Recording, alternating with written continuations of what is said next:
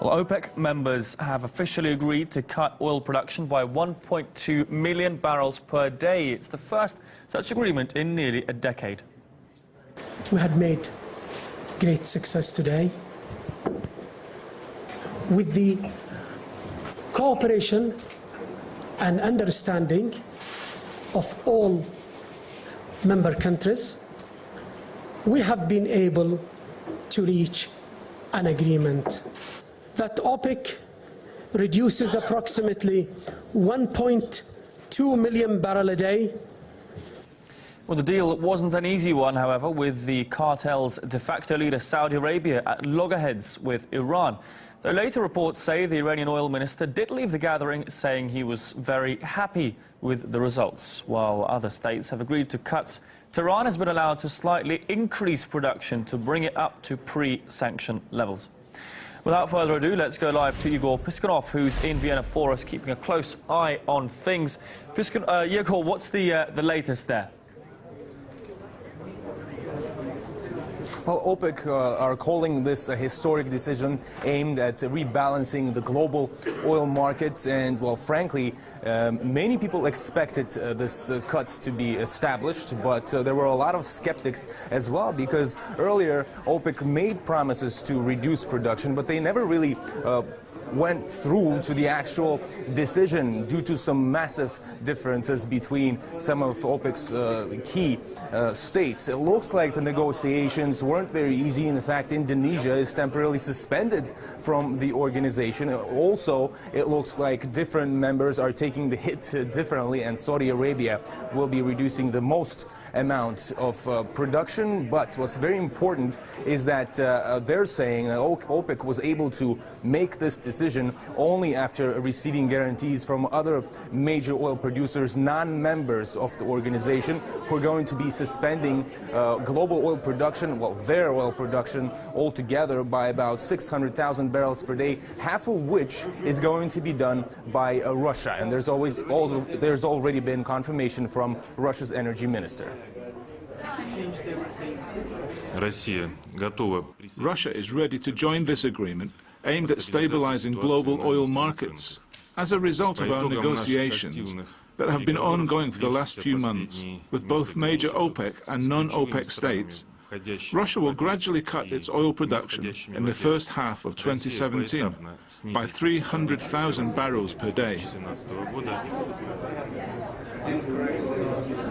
Now, regarding the remodeling or rebalancing of the market, of course, it's a bit too early to see if the decision that was made here today in Vienna will have any long-term effect. But throughout the day and right after this news was announced, oil has been on the rise.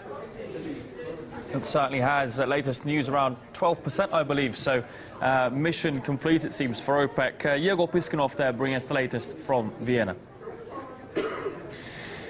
Well, let's cross live now to Keith Boyfield, Research Fellow at Centre for Policy Studies, who joins me live now to get some more analysis on what's been going on there. Keith, thanks for joining us today on RT International. So, quite unexpected announcement, perhaps, coming out today. How do you see this deal playing out in the future? I mean, will it benefit the average person? Will you and I be better off for this? I think it'll probably lead to increased fuel prices here in Britain. I think the key point to make is how far is this agreement going to be implemented and how will it be verified? I was very interested to see that Algeria, for example, have agreed to see their production levels actually monitored, because their production levels far exceeded the targets they were given by OPEC. And 2 years ago, of course, Saudi Arabia refused outright to cut production, and this time it's, well, it's taking a hit, isn't it, allowing Iran to continue increasing production while it reduces it. So what's caused this quite a drastic change of heart? I think they've regarded that as a fait accompli, although, of course, we've got to see what the Trump administration does in terms of sanctions against Iran. We don't really know where that's going. Another point I would make is how far non-OPEC countries, we've heard today that Russia's going to cut its production. But what about some of those other non-OPEC countries like Mexico, Colombia, even Vietnam? Are they going to actually increase production? And are the American shale producers going to increase production? Lots of don't knows at the moment. What about the Indonesia scandal? I mean, Indonesia's been suspended temporarily now from these talks, from these negotiations. Why is that happening? I mean, could potentially, as you say, if one of these countries does increase production, could that scupper the whole deal? Yeah, well, you know, there's an awful lot of corruption and scandal down in the Far East. Look at what's happening in Malaysia with the Prime Minister admitting that he received $680 million from people in Saudi Arabia. And as to where that's going and what's going to be the bearing with regard to the political future of the Prime Minister, who knows? But Indonesia is very significant that they've been suspended as members of OPEC, and we're not quite sure what they're going to do in terms of their production levels. The sanctions against Iran, which the US may or may not bring in with the new incoming administration, but obviously for the time being Iran's been allowed to increase its production to pre-sanction levels. Just how big a victory will that be seen in Tehran? Well, I think it will be a big victory.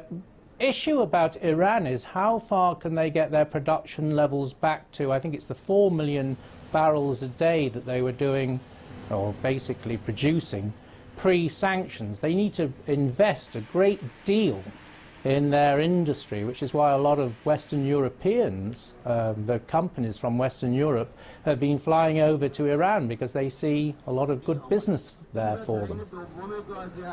All right, Keith Boyfield, Research Fellow at Centre for Policy Studies. That's to bring us the latest there on those Vienna OPEC discussions.